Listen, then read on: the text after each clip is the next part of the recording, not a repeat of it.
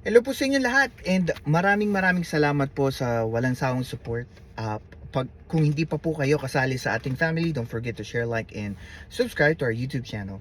Pag-usapan po natin yung tinatawag na Angara 5. Ito po yung limang um, government official na kung saan po tied or connected kay Senator Sonny Angara at kay late Senator um, Edgardo Angara. And alam naman po natin na nadadawit ngayon ang pangalan ng mga Angara dahil po sa mga issue na nakaakibat po sa tinatawag nating mga corruption or insertions issues. Pag-usapan natin iyon, and kung hindi pa po kayo nakakarinig ng issue na yon, wag na po kayo mag-worry, dito na po natin pag-uusapan. So, yun po ay consists of 5 government officials. Namely, magsimula tayo sa naging ugat nito.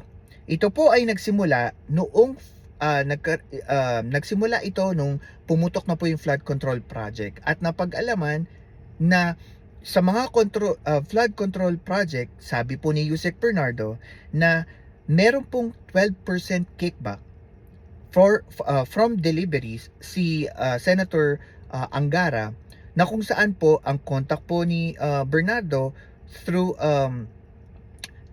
Senator Angara, which is Sonny Angara, ay si Taijip Olivar. At si Taijip Olivar po ay tinatawag na protege ni Senator Sonny Angara at tinaguri ang Angara Tide. Alam naman po natin that also Taijip Olivar and Senator Sonny Angara ay kasali po sa Sigmaro Frat at sila po ay magkabrad, iga nga.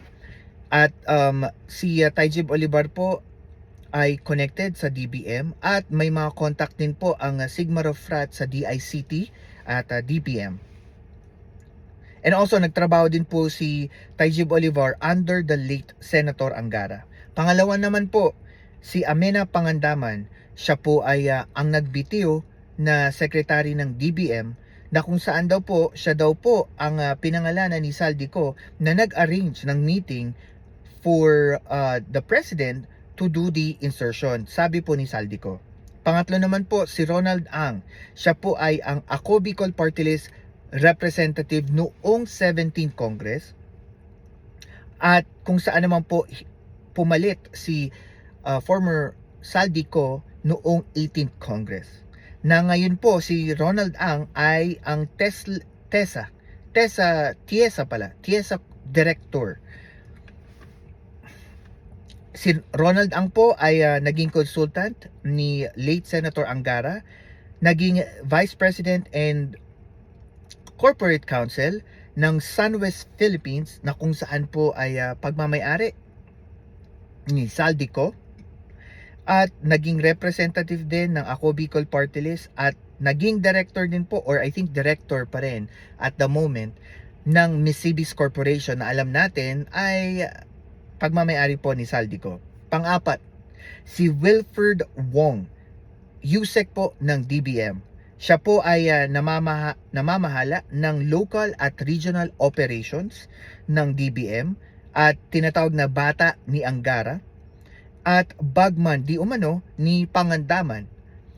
Ikalima naman po, si Yusek Faye Condes Desagon ng DICT. Siya po ang de facto secretary ng DICT kasi po kapag wala po ang secretary, siya po usually ang umaharap as the secretary of the agency. At malapit din po siya sa Sigmaro Fraternity, which is Angara and Olivar is connected at member. At meron din pong picture na lumabas po sa social media na kung saan po si Olivar at si Pangandaman ay nasa wedding nila noong 2018. Napag-alaman din po dito, noong panahon po na si Senator Sonny Angara po ay naging Finance Committee Chair, if I'm not mistaken, noong panahon ng 2029. Dito po sa baluarte ng mga Angara sa Baler, Aurora. Ito po ay city lang, small city. It's not the entire province of Aurora. Ito pong city of Baler, Aurora ay nakatanggap po from 2019 to 2024 ng 6 billion pesos infrastructure project. Ang pinakamalaki po ay noong 2022 na nagkakahalaga ng 1.5 billion pesos.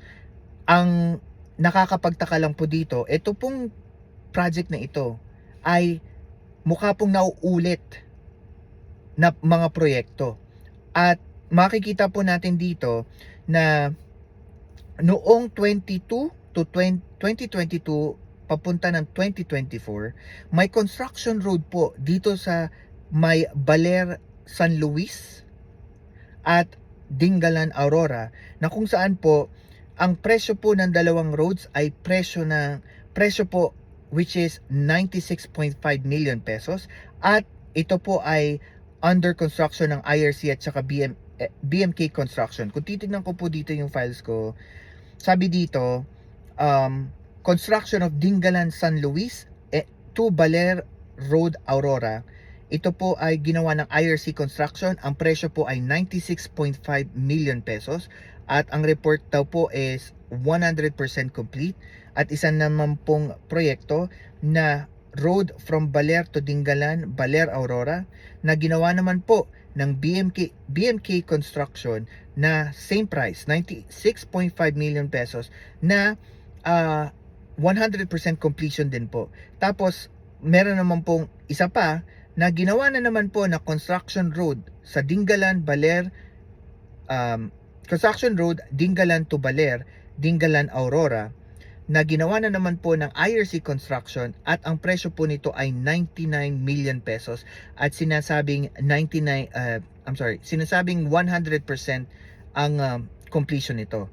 Then sumunod na naman po another construction, same road, construction Dingalan to San Luis to Baler Road, Dingalan Aurora, ng IRC Construction, na nagkakahalaga ulit ng 99 million pesos at sinasabing 100% completion rate.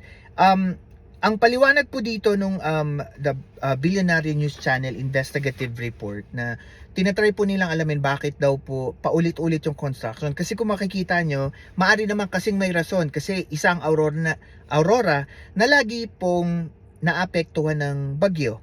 And I understand kung siguro main reason dito is because of the typhoon.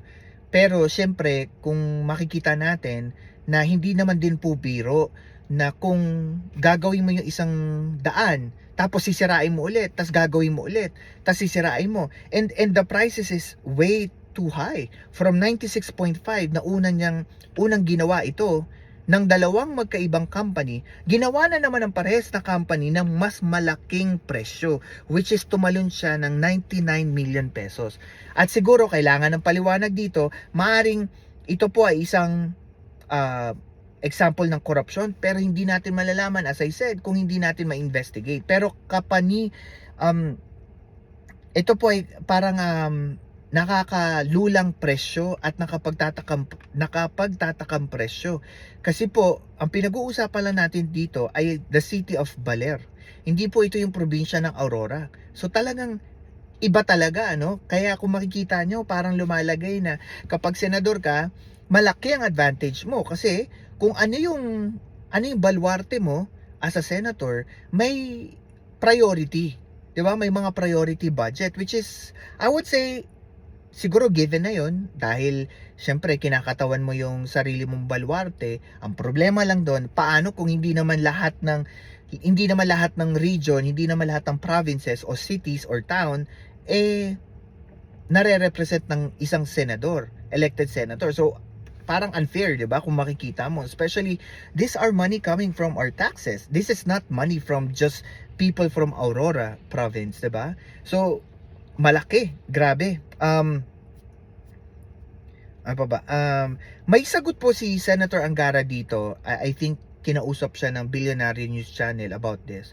Kaso ang paliwanag niya lang po dito ay, wag na daw po idama yung kanyang ama kasi patay na at wala naman po yung kaparaanan ng kanyang ama para mag-defend sa kanya. Pero para sa akin po, no, tama na hindi idawit ang kanyang ama, pero mali din pong sabihin na hindi pwede idawit yung kanyang ama.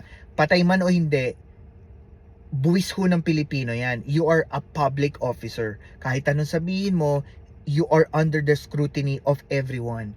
Kasi hindi ka naman na-elect dyan para gumawa ng pansariling benepisyo, 'di ba? Pansariling kita kung meron man dito sa mga proyekto na to. And knowing na para sa akin bilang isang botante, I feel it's unfair. Kasi baluarte mo lang yung nakikinabang sa pera namin, sa pera ko, na pinagbibigyan ko at pinaglalaanan ko ng buwis. And we all know na nagiging kalakaran na to sa gobyerno, pero syempre hindi mo pwedeng sabihin sa akin bilang taxpayer na hindi ko pwedeng pag-usapan ang iyong yumaong ama kasi public official siya 'di ba? Wala siyang takas sa mata ng mga taxpayer or sa mga journalist na nagre-report ng mga proyekto na maaring merong problema or may issue, 'di ba? At I would say na yun din yung advice ko sa mga government officials. Kung hindi nyo po kaya ang tindi ng scrutiny ng publiko ng mga journalists about sa mga ginagawa ninyo as public officials, I would say don't run for election. Don't run for public office. Kasi lahat po kasi dapat makita dahil lahat ng ginagastos ninyo dyan at pinaglalaanan nyo ng pera sa proyekto ay hindi ho galing sa inyo. At ako masasabi ko na hindi nyo ho karapatang gumastos ng isang bagay na hindi namin pwedeng tanungin. At hindi nyo rin ho karapatan para sabihan ng mga nag-iimbestiga ang mga taxpayer na nananaliksik ng mga ganitong proyekto na hindi namin pwedeng tignan ng isang proyekto dahil namatay na o hindi na opisyal ng gobyerno. Hindi dahil dapat naisip mo yan nung inelect ka na alam mo kahit years and years ago na nangyari isang bagay, checkin ka pa rin, iimbestigahin ka pa rin ng mga tao para malaman kung ito ba'y tama o hindi. 'Di ba? Just a word of thought. So kung meron kayo ibang opinion, comments, suggestions, put it down on the comments below. At again, kung di pa po kayo kasama, don't forget to share, like, and subscribe sa ating YouTube channel. Maraming salamat po!